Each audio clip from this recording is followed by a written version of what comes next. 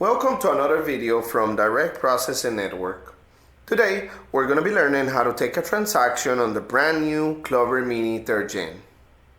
As you can see, the 3rd Gen Clover Mini, it's slightly bigger than the previous version of the Clover Mini.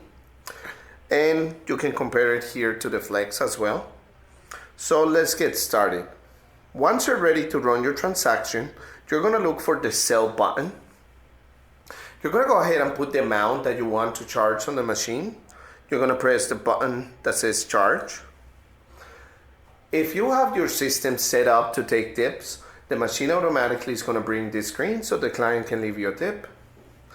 And then you're going to see the chip reader light up. And here you're going to put the chip card first. If your client is using a debit card, the machine automatically is going to ask them for the PIN. For this example, I'm just going to go ahead and skip. Go ahead and remove the card from the chip reader. Then your client is going to be asked to sign on the screen. And we're done. The machine is going to automatically print a receipt if you would like for the machine to do that.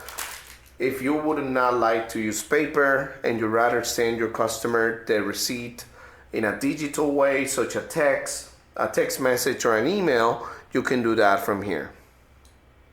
Just go ahead and put the number, press done, and it's gonna go ahead and send that to your customer. And that's it.